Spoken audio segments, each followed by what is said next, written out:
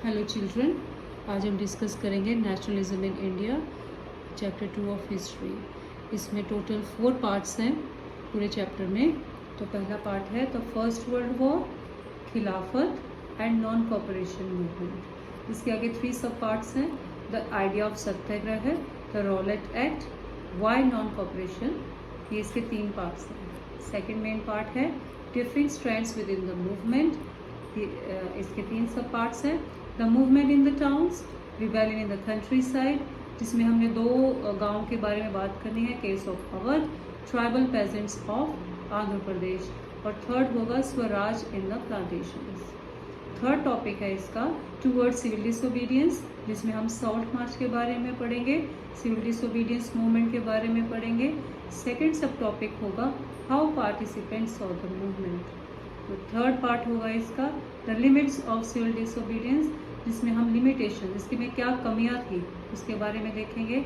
Fourth होगा the sense of collective belonging, कि यहाँ भारत के देश के जो लोग थे उनके बीच में नेशनलिज्म की भावना कैसे जागृत हुई, इसके बारे में पढ़ेंगे। तो लेकिन इस वीडियो में मैं सिर्फ ये पार्ट कवर करने की कोशिश करूँगी। तो लेट्स स्टार्ट। तो पहला जो पार्ट होगा तो उसका जो फर्स्ट क्वेश्चन है वो ये निकल के आता है, ठीक है। तो फर्स्ट पार्ट है व्हाट वर द इम्प्लीकेशंस, मतलब क्या इफ़ेक्ट्स थे, क्या प्रभाव थे फर्स्ट वर्ल्ड वॉर के। जैसे कि हमें पता है जो फर्स्ट वर्ल्ड वॉर था वो 1914 में शुरू हुआ था और 1918 में समाप्त हुआ था। How did first world war create a new economic and political situation in India. तो इसकी वजह से क्या था, भारत में नई इकोनॉमिक और पॉलिटिकल सिचुएशन उत्पन्न हुई थी। तो इसके क्या परिणाम थे वो हमने देखने हैं। तो इस क्वेश्चन का आंसर कैसे लिखेंगे आप, इसके मैंने 6 पॉइंट्स बनाए हैं।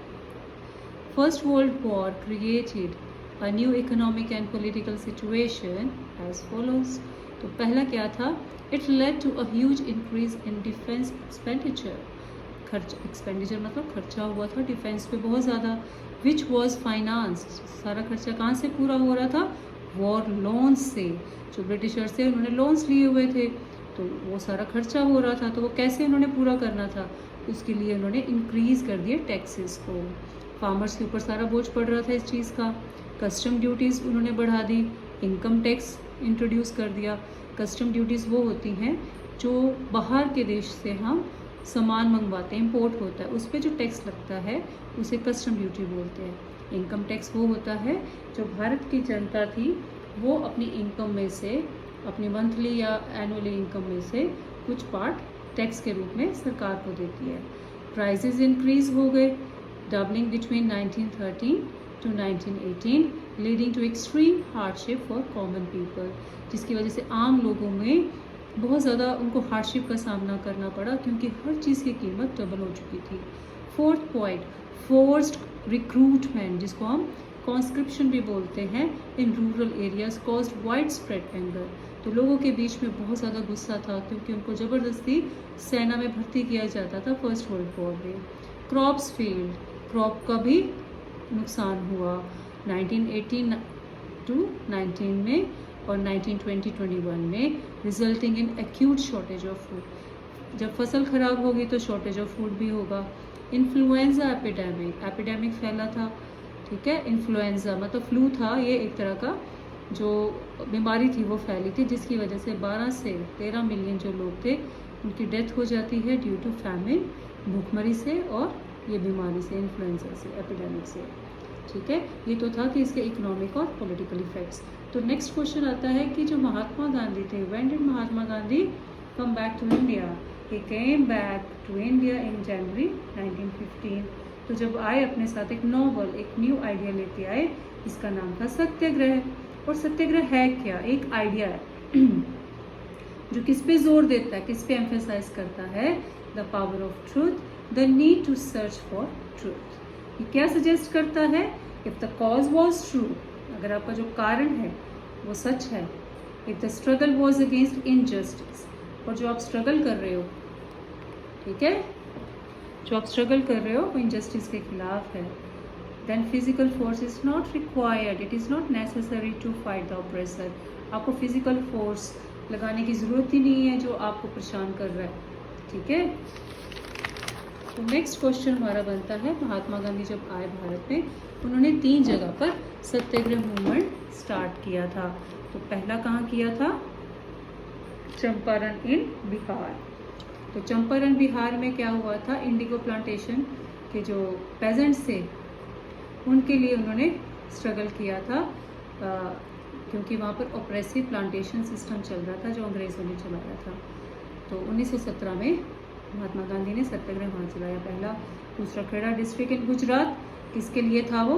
किसानों के लिए, जिनका क्रॉप फेलियर हुआ था और प्लेग एपिडेमिक भी हुआ था, और वो चाहते थे कि जो रेवेन्यू है उनके लिए रिलैक्स कर दिया जाए, उनके लिए थोड़ी सी ढील बरती जाए। और 1918 में क्या हुआ था? Ahmedabad amongst cotton mill workers. तो 3 सत्याग्रह थे और ये आपका मैप में भी आएगा। तो नेक्स्ट क्वेश्चन क्या आता है, why did Gandhi ji decide to launch a nation wide satyagraha against the proposed Rowlatt Act 1919? और ये रोलेट एक्ट है क्या? हम महात्मा गांधी को इन तीनों जगह पे सक्सेस मिल गई थी, तो उनका कॉन्फिडेंस बढ़ा, एम्बोल्डन मतलब बोल्ड हो गए थे वो, with the success in Champaran, Kheda and Ahmedabad satyagraha. Gandhi ji in 1919 decided to launch a nationwide satyagraha against the proposed Rowlatt Act, जो रोलेट एक्ट जो इंपीरियल गवर्नमेंट ने लागू किया था उसके खिलाफ। तो ये एक्ट था क्या? This act had been hurriedly passed through the Imperial Legislative Council. Imperial का मतलब होता है जब दूसरे देश की जो गवर्नमेंट है किसी और देश को अपनी कॉलोनी बनाकर वहाँ पर एम्पायर अपना सेटअप करती है, राज करती है, उसे इंपीरियल गवर्नमेंट बोला जाता है। लेजिस्लेटिव जो डिसीजन करते हैं, काउंसिल मतलब ग्रुप, जो अंग्रेज़ों की ये जो ग्रुप था इंपीरियल लेजिस्लेटिव काउंसिल, उन्होंने जल्दी इसको पास किया, डिस्पाइट किसके बावजूद? United opposition of Indian leaders and members. तो भारत के बहुत सारे ऐसे लीडर्स थे इसके अगेंस्ट से, फिर भी उन्होंने इसको पास कर दिया। इट गेव एनॉर्मस पावर, जो इनको बहुत सारी पावर देता है अंग्रेज़ों को, and no power to the Indian leaders. भारतवासियों को, भारत के जो लीडर्स हैं वो कोई पावर नहीं थी। थर्ड पॉइंट क्या बनता है? It allowed detention imprisonment of political leaders without trial for 2 years। Trial मतलब बिना सुनवाई के 2 साल के लिए उनको इम्प्रिजनमेंट मिल जाती है। फोर्थ, इसका मतलब क्या? It means that the British government can arrest any Indian leader without hearing, उनकी बिना सुनवाई के उनको अंदर करती है। It was pass to repress political activities. तो ये पास क्यों हुआ था? क्योंकि वो उसको कर्व करना चाहते थे, कंट्रोल करना चाहते थे पोलिटिकल एक्टिविटीज़ को। Next question is, how did Mahatma Gandhi start civil disobedience? He decided to start civil disobedience with the Hartal on 6th April. What was Rowlatt Satyagrah? Mahatma Gandhi wanted a non-violent civil disobedience against such unjust laws and decided to start with the Hartal on 6th April 1919 peacefully. क्योंकि वो सत्याग्रह को शांतिपूर्वक चलाना चाहते थे, तो उसके लिए उन्होंने क्या किया? Rallies were organized in various cities. Workers went on strike in railway workshops and shops closed down. ये 3 काम उन्होंने की, ये 4 हड़ताल को मिला के ये काम उन्होंने सोचा था ऐसे करना है, तो उन्होंने स्टार्ट किया। तो नेक्स्ट क्वेश्चन आता है, why did the police in Amritsar fire upon a peaceful procession? अब महात्मा गांधी ने ये सारा किया, कभी सब कुछ तो शांतिपूर्वक हो रहा है, सब कुछ ये स्ट्राइक पे चले गए, लेकिन जो अंग्रेज थे वो शॉक्ड हो गए, अलार्म्ड, डर गए वो by the popular upsurge मतलब rapid rise of Mahatma Gandhi's non-violent civil disobedience. Britishers scared that lines of communication such as railways and telegraph would be disrupted. अब जो उनकी कम्युनिकेशन की लाइंस है, जैसे रेलवेज है, टेलीग्राफ है, वो तो उसमें तो बाधा आ गई। They decided to clamp down. Clamp down means control करना था, बंद करना चाहते थे ये जो सब कुछ चल रहा था, जो नेशनलिस्ट मूवमेंट्स चल रहे थे। तो उन्होंने क्या किया? लोकल लीडर्स वर पिकेड अप, उनको उठाया, उनको वहाँ से from Amritsar. Mahatma Gandhi was board from entering Delhi, उनको दिल्ली में उनको आना बंद कर दिया। And on April 10 the police fired, ठीक है, अपॉन अ पीसफुल प्रोसेशन। तो पुलिस ने बिना बात से ऐसे पीसफुल प्रोसेशन जा रहा था उन पर गोलियाँ बरसा दी। ठीक है। तो इसका फिर अब वो चुप थोड़ी बैठने वाले थे, तो यहाँ के लोगों ने क्या किया, इससे वायलेंस बढ़ी, ठीक है।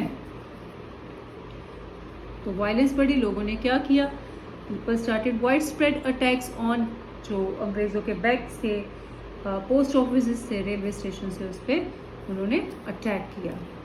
फिर सरकार ने क्या किया, मार्शल लॉ पास किया। मार्शल लॉ क्या होता है, जब पुलिस को पुलिस नहीं कंट्रोल करती है कोई एक्टिविटी को, तो आर्मी उसको कंट्रोल करती है, ठीक है। जो आर्मी थी उसका कंट्रोल बढ़ा दिया, ठीक है। Martial law was imposed and general Dyer took command. उसका जो हेड किसको बना दिया, जनरल डायर, देखो उसकी फोटो, ठीक है। तो क्या हुआ, on 13th April the infamous shameful Jallianwala Bagh incident took place. On that day, a large crowd gathered in the closed ground of Jallianwala Bagh. General Dyer ने क्या किया, सारे जो रास्ते थे, एग्जिट जितनी भी थी, उसको बंद कर दिया। क्यों किया उसने ऐसा, क्योंकि क्या था, टू प्रोटेस्ट, क्योंकि बहुत सारे लोग वहाँ इकट्ठे थे। क्यों, to protest against government new repressive measures, क्योंकि जो सरकार थी, इम्पीरियल गवर्नमेंट थी, वो बहुत सारे उनको रिप्रेस करने की कोशिश करती थी, क्योंकि प्रोटेस्ट चल रहा था उनके खिलाफ, तो उसको कंट्रोल करना चाहती थी। सेकंड, बहुत सारे जो लोग थे वहाँ का बैसाखी का मेला देखने के लिए आए हुए थे, गांव से, आसपास की जगह से। तो मैनी विलेजर्स जो बाहर से आए थे, उन्हें पता ही नहीं था मार्शल लॉ के बारे में, ठीक है। Many villagers were unaware of the martial law as they were from outside the city. तो डायर ने क्या किया, entered the area, blocked the exit and opened fire on the crowd, killing hundreds. कितने लोगों को मारा। अब उससे बाद में पूछा गया, ठीक है, कोर्ट में, कि भाई तूने ऐसा क्यों किया। तो उसने क्या बोला, इसका जवाब क्या दिया, to produce a moral effect in the minds of satyagrahis, a feeling of terror and awe, means respect और फियर। कि वो चाहता था कि लोगों के, जो भारत के लोग हैं, वो हमें देखकर काम पे, हमें देखकर उनके मन में डर होना चाहिए, टेरर होना चाहिए, डर जाए हमें देख के, और रिस्पेक्ट भी होनी चाहिए, ठीक है। तो नेक्स्ट देखो, अब Jallianwala Bagh incident and aftermath. Aftermath means उसका परिणाम क्या हुआ, उसके क्या इफेक्ट्स हुए। जो लोगों को गुस्सा आना था बहुत ज़्यादा, क्राउड्स टू द स्ट्रीट्स, गलियों में आ गए लोग, in many north Indian towns. There were strikes, clashes, means fights with police and attacks on government buildings. Government ने इसका कैसे जवाब दिया? The government responded with brutal repression, wanted to humiliate and terrorize people. Satyagrahis were forced to rub their noses on the ground and crawl on the streets. Crawl मतलब रेंगना। To salam to all sahibs, people were flogged. उनको कोड़े मारे गए। अब ये सारा कुछ गलत होना शुरू हो गया। महात्मा गांधी ने ये देखा और अपना मूवमेंट जो उन्होंने स्टार्ट किया था उसको बंद करवा दिया। Seeing violence spread, Mahatma Gandhi called off the movement. People were, उनको क्या, क्यों उन्होंने किया, कि लोगों को उनको लगता था कि लोगों को पहले ट्रेनिंग की ज़रूरत है, ठीक है। Rowlatt satyagraha was limited to cities और टाउन्स, सिर्फ शहरों में था, और जो कंट्री साइड के लोग थे उनको इस बारे में इतनी नॉलेज नहीं थी। महात्मा गांधी वॉज सर्टेन, उन्हें पक्का पता था, no movement could be organised without Muslims and Hindus closer together. तो ये उन्हें लगता था कि जो हिंदूज़ एंड मुस्लिम्स हैं, जब तक इकट्ठे नहीं होते हैं, एक नहीं होते हैं, तब तक कोई भी मूवमेंट जो है वो सक्सेसफुल नहीं हो सकता, उसको ऑर्गेनाइज करना मुश्किल होगा। तो उन्होंने एक इशू उठाया, खिलाफत इशू, ठीक है। वो हमने उसको फर्स्ट चैप्टर में भी पढ़ा था। तो देखो, Khilafat issue, the first world war जो हुआ था had ended with the defeat of Ottoman Turkey.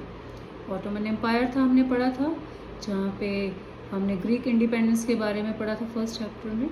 तो वहाँ पे क्या था, वहाँ पे एक अफवाह फैली थी, र्यूमर्स थे कि अब जो वहाँ का जो इस्लामिक वर्ल्ड है, जो स्पिरिचुअल हेड है वहाँ का खलीफा, उसके खिलाफ हार्श ट्रीटी साइन होगी, एक एग्रीमेंट साइन होगा जिसमें इसको पनिशमेंट मिलेगी।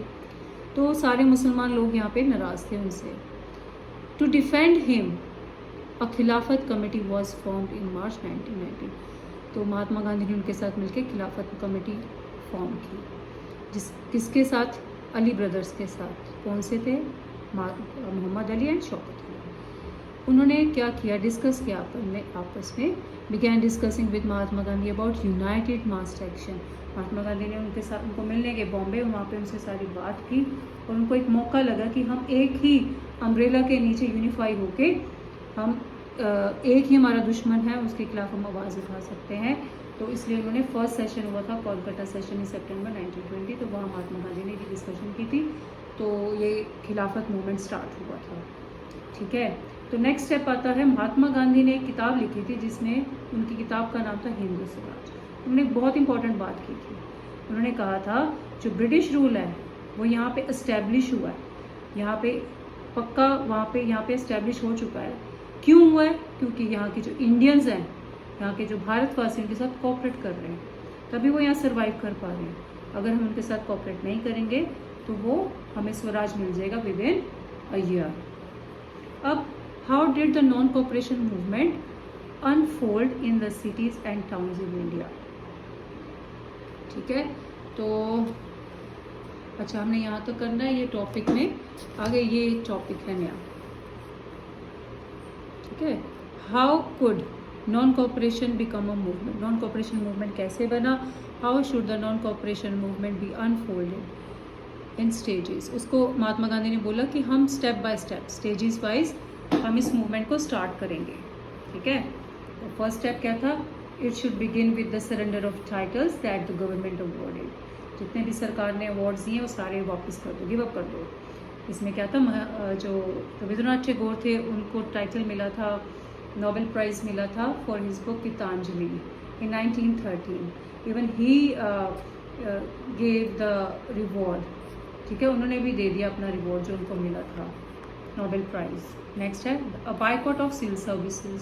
सिविल सर्विसेज से हमने बायकॉट करना है।